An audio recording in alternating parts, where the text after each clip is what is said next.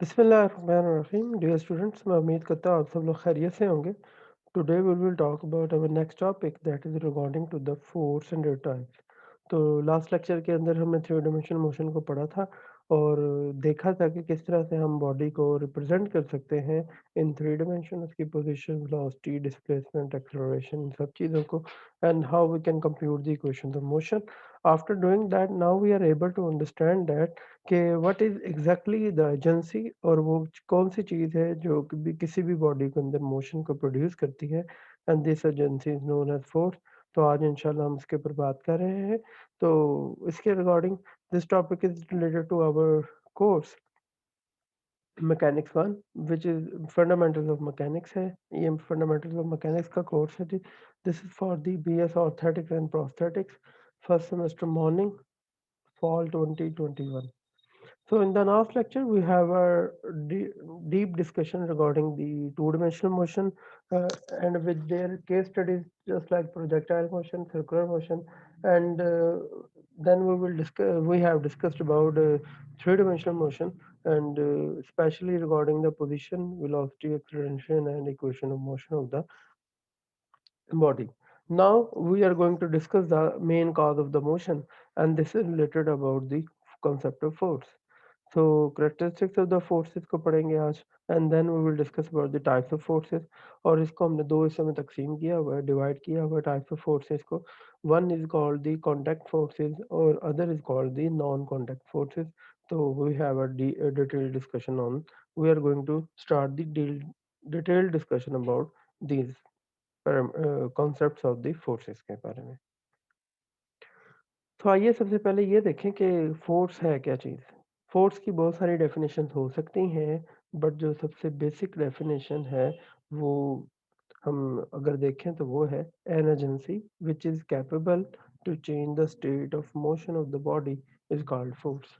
अगर देखा जाए तो ये एक ऐसी एजेंसी है जो किसी भी बॉडी की स्टेट ऑफ मोशन को तब्दील कर सके, वो फोर्स कहलाती है। मिसाल के तौर पे अगर आप देखें, अगर कोई बॉडी रेस्ट पे है तो, और वो अगर मोशन में चली जाती है, इसी तरह से कोई बॉडी मोशन में है तो वो रेस्ट पे आ जाती है, तो इसके अंदर किसी ना किसी एजेंसी का जो इन्वॉल्वमेंट है वो फोर्स ही है। मिसाल के तौर पे अगर कोई गाड़ी स्टॉप है और आप उसको चलाना चाहते हैं तो उसका इंजन उसको फोर्स एक्सर्ट करता है, जिसकी वजह से गाड़ी रुकती है, चलती है। इन द सेम वे अगर चलती हुई गाड़ी को रोकना है तो आप ब्रेक अप्लाई करते हैं, और ब्रेक का अप्लाई होना नेगेटिव ऑफ फोर्स अप्लाई करता है, और जिसकी वजह से रिटार्डेशन प्रोड्यूस होता है, जिसकी वजह से आप देखते हैं कि आपकी गाड़ी रुकना शुरू हो जाती है। So in both cases the state of motion जो है वो चेंज होती है। पहली वाली कंडीशन के अंदर इंजन ने फोर्स लगाई है, दूसरी वाली कंडीशन के अंदर आपके पास ब्रेक सप्लाई करने से नेगेटिव फोर्स अप्लाई की गई है टायरों के ऊपर। So in the same way we are going, we can say that कि एनी इन्फ्लुएंस, हर वो असर which changes the state of motion of the body is called force. तो हम ये भी कह सकते हैं कि हर वो चीज़, आइदर वो ब्रेक्स है, आइदर वो इंजन की फोर्स है, या कुछ और भी है, अगर वो आपके पास चेंज कर देती है उस बॉडी की स्टेट ऑफ मोशन को, तो हम उसको कहेंगे कि वो फोर्स है। और इन अ वेरी सिमिलर वे और इन अ सिंपलर वे हम ये भी कह सकते हैं कि पुश हो या पुल हो, आइदर अगर आप किसी चीज़ को खींच रहे हैं या धकेल रहे हैं तो वो भी फोर्स है, और ये एक लूजली स्पीकिंग वर्ड्स के अंदर कहा जा सकता है। इन द सेम वे अगर हम मोर टेक्निकल बात करें और अगर मोर फिजिकल एस्पेक्ट्स को देखते हुए बात करें, तो और मोर जनरल बात करें, तो फोर्स क्या है? The rate of change of momentum with respect to time is called force. तो याद रखिएगा, change in momentum with respect to time क्या कहलाएगा जी? फोर्स कहलाएगा। आप देख सकते हैं कि फोर्स की बहुत सारी डेफिनेशंस तो हैं ही, but there are lot of situations which can we can observe the force is applying, just like the baseball.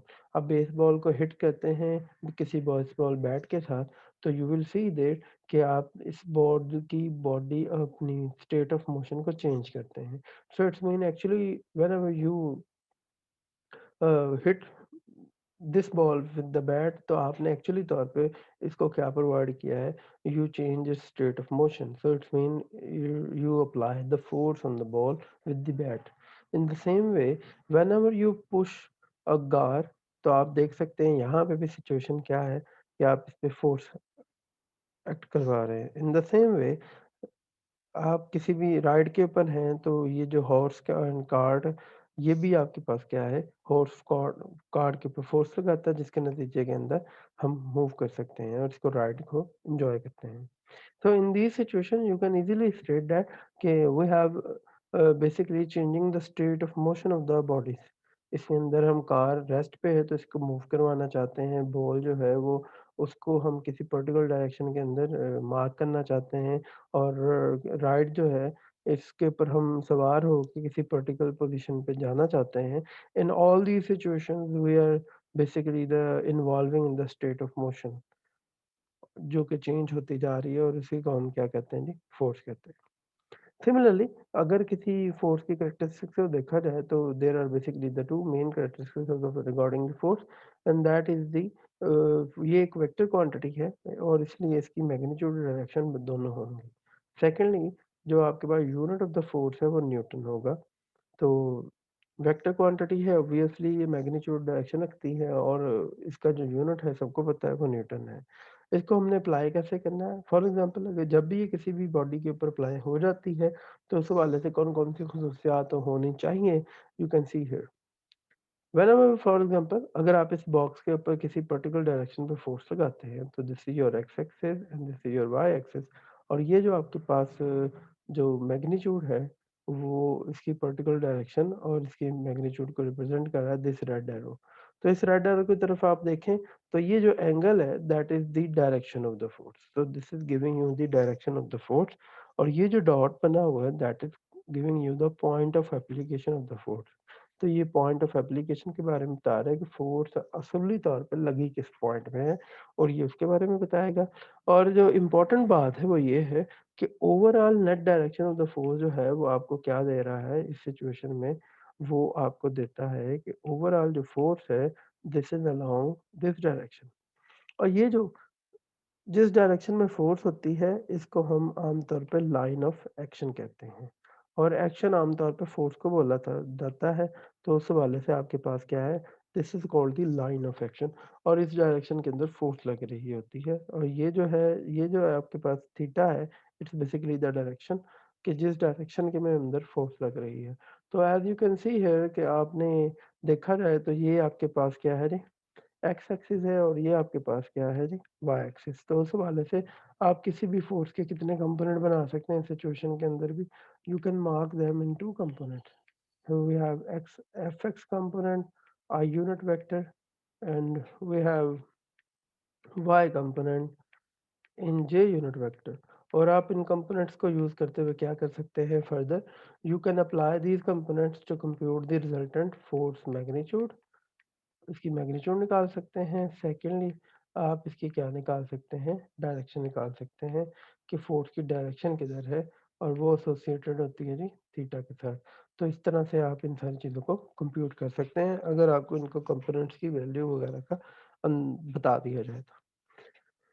Similarly क्या कितने तरीकों से हम फोर्सेस को क्लासिफाई कर सकते हैं that is actually the 2 parts. Force को अगर भी आपने क्लासिफ़ाई करना हो तो आप अपने इर्द-गिर्द देखें तो फ़ोर्स जो है वो 2 तरह की हो सकती हैं। एक है जी कॉन्टैक्ट फ़ोर्स और एक है जी नॉन कॉन्टैक्ट फ़ोर्स। तो कॉन्टैक्ट फ़ोर्स जो है वो नाम से ही ज़ाहिर है, ये वो फ़ोर्स होगी जो जिसके लिए आपके पास क्या है, फ़िज़िकल कॉन्टैक्ट होना ज़रूरी है। तो याद रखिएगा it's produced by direct physical contact between the objects जबकि नॉन फिजिकल जो है उसके अंदर कॉन्टैक्ट की ज़रूरत नहीं है। For example you can apply applied force, we have applied force, drag force, frictional force, normal force, spring force, tension force. ये सारी की सारी कौन सी एग्ज़ाम्पल हैं जी? ये कॉन्टैक्ट फोर्सेस की एग्ज़ाम्पल है, इसको याद रखिएगा। Similarly, it is produced when the object is located within the force field। तो याद रखिएगा नॉन कॉन्टैक्ट फोर्सेस वो हैं जिनके अंदर किसी किस्म की भी कोई कॉन्टैक्ट की ज़रूरत नहीं होती और इसके अंदर सिर्फ एक चीज़ चाहिए वो है कि इसकी लोकेशन फोर्स फील्ड के अंदर मौजूद होनी चाहिए। There is a need of no need of physical contact. So there are famous example, gravitational force, electrical force, magnetic force and the nuclear force। तो आप इन सारी फोर्सेस के अंदर देख सकते हैं कि not in any single situation we need any physical contact. जैसे ही so if you want to concern with the more detail then you can see here कि आप जब किसी गाड़ी को पुश करते हैं तो then you are basically applying the force. तो ये एक सिचुएशन जिसके अंदर सबमरीन जो है वो लिक्विड फ्लूइड में से हो के गुजर रही है ओशियन में से। तो इस सबमरीन को भी चलाने के लिए we need particular force. And the same way whenever we want to apply the brakes then these brakes जो है ये भी अप्लाई की जा रही हैं। और ये जो आपके पास साइकिल की ब्रेक्स है उसकी एग्जांपल शो की गई है। तो ये जैसे ही आप लगाते हैं तो ये इस टायर के साथ कांटेक्ट में आ जाती है और ये फ्रिक्शन की वजह से यहाँ पे अप्लाई करती है फ्रिक्शन फोर्स ये। तो आप देख सकते हैं इन सिचुएशंस के अंदर कि ये जो पहली सिचुएशन है it is called the applied force. It is a force that is applied on object by a person on an other object. तो ये जो वो फोर्स है जो कि किसी पर्सन की वजह से किसी ऑब्जेक्ट पे लगाई जाती है या फिर किसी ऑब्जेक्ट एक दूसरे के ऊपर लगाते हैं हम उसे क्या कहते हैं जी कॉन्टैक्ट फोर्स कहते हैं।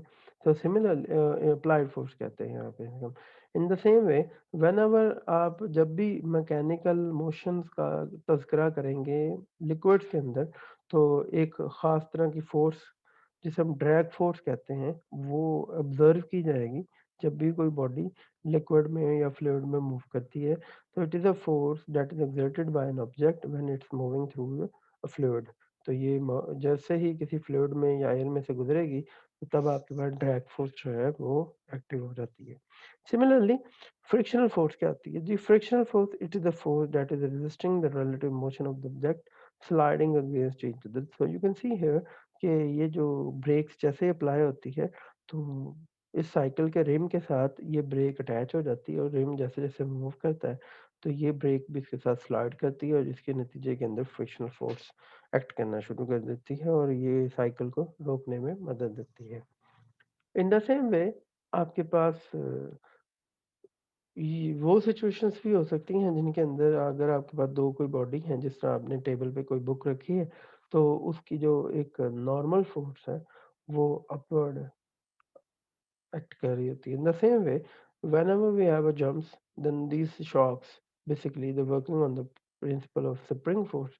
तो ये हमें बहुत ज़्यादा jerk से और झटकों से बचाने के लिए एक्ट कर रही होती है। So in the same way whenever we have different architecture designs तो आप देख सकते हैं यहाँ पे भी सिचुएशन क्या है कि ये डिफरेंट स्ट्रक्चर्स को मेंटेन करने के लिए सम टेंशन फोर्सेस भी अवेलेबल हैं। So you can see here कि नॉर्मल फोर्स को डिफाइन करने का तरीकाकार क्या है? It is a force that is acting perpendicular to the surface of object.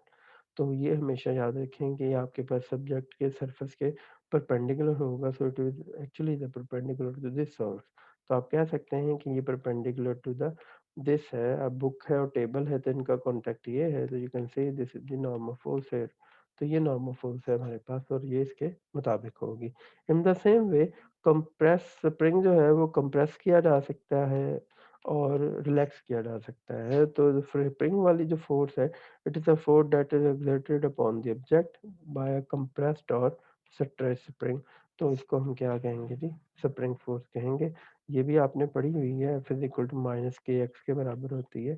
तो ये यू कैन राइट है माइनस के एक्स और डेल्टा एक्स। तो delta x basically the change in position K is the stiffness of the spring minus sign for the restoring force. तो इस हवाले से भी किया जा सकता है। अगर आप इसी कोई किसी कॉमन पॉइंट पे इन सारी रोप्स को बांधा हुआ है तो और नीचे लोड है तो यू कैन सी हियर कि लोड और रोप के दरमियान जो है वो टेंशन होती है और जो स्ट्रेचिंग की फोर्स होती है। तो जितना वेट होगा उतनी टेंशन की स्ट्रेंग में स्ट्रेचिंग होगी। सो यू कैन सी हियर जैसा कि आपने यहाँ पे हो कि किसी रस्सी से किसी वेट को बंधा तो टेंशन वाली फोर्स और वेट वाली फोर्स जो है वो आपस में एक-दूसरे को क्या कर रही होती है, बैलेंस कर रही होती हैं, इसीलिए ये हम इसको उठा सकते हैं, अपलिफ्ट कर सकते हैं। So the same situation is here कि ये जो फोर्स है, जो अपवर्ड लग रही होती है, जो स्ट्रिंग के अंदर लगती है that is called the tension force और it is a force that is exerted by a cable. ये केबल के ज़रिए से भी हो सकती है, रोप के ज़रिए से भी, चेन और स्ट्रिंग के ज़रिए भी ये हो सकती है when they are subjected to pull. तो जब आप उसको किसी भी चीज़ को इसके साथ पुल करने की कोशिश करते हैं, तो ये टेंशन फोर्स जो है वो काबिले अमल आ जाती है और it will start acting. Similarly, there are we have some non-contact forces और ये वो forces हैं जिनके लिए we know we don't need any type of physical contact. So just like magnetic force है, just like static force है, just like we have gravitational force. तो अगर आप देखें तो इनके अंदर किसी किस्म के फोर्स के अंदर अब हमने कभी भी किसी भी एजेंट को और फिजिकल कांटेक्ट को होने की ज़रूरत नहीं होती। तो मैग्नेटिक फोर्स वो होती है जो forces exerted by the magnets, जो मैग्नेट्स की वजह से फोर्स एक्ट कर रही होती है, it is called the magnetic force. और जिस फील्ड को ये लेती है, this field is called known as, आप सब जानते हैं इसकी एक साइड नॉर्थ होती है और एक साइड साउथ होती है।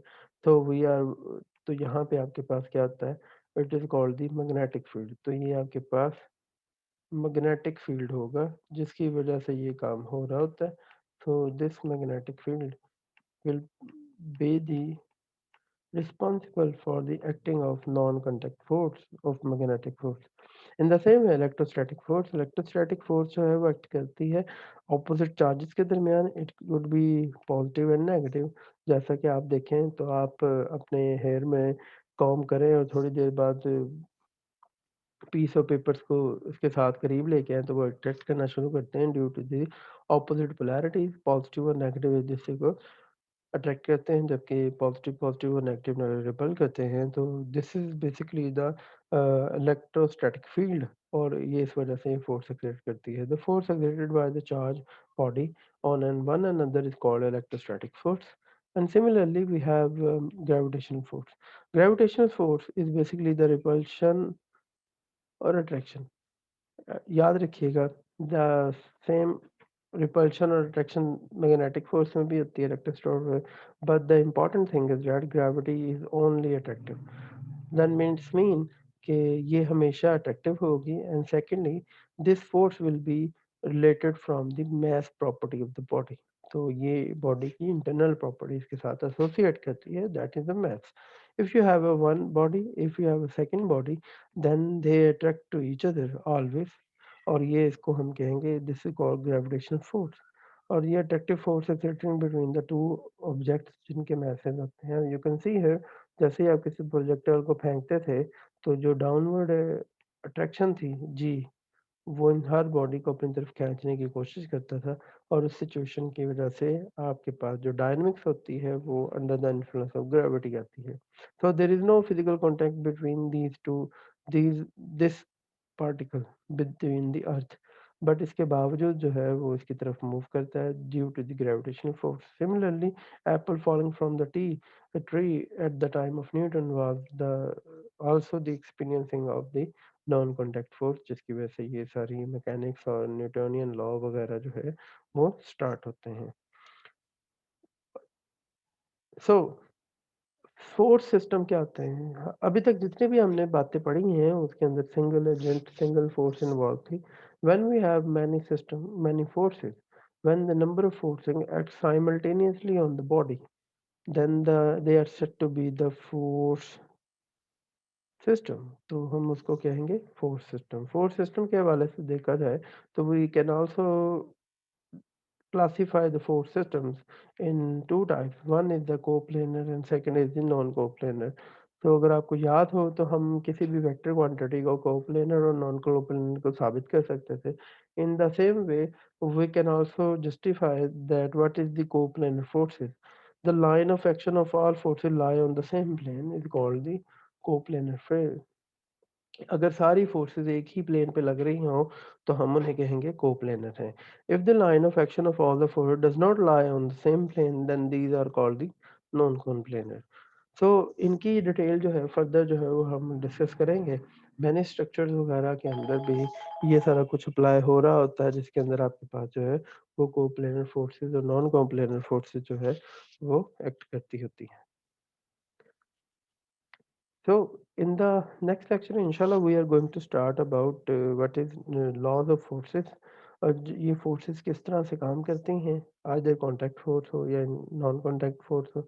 Similarly and specially we will discuss about the Newton's laws because ज़्यादातर जो फोर्सेस का हिस्सा है वो मैकेनिक्स की सूरत में हमने पढ़ना है और मैकेनिक्स के अंदर जो बेसिक लॉज़ हैं वो न्यूटन्स के चलेंगे। So that's why we will be interested to particularly study about the Newtonian's law। तो हम उसके ऊपर इंशाल्लाह बात करेंगे।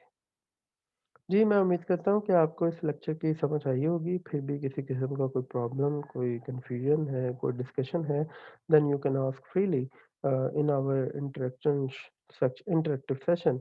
और आप ज़ूम मीटिंग के ज़रिए से, व्हाट्सएप ग्रुप के ज़रिए से और यूट्यूब कमेंट सेक्शन के ज़रिए से हमसे इंटरेक्शन कर सकते हैं। अपना बहुत सारा ख़्याल रखिएगा जी। अल्लाह हाफ़िज़।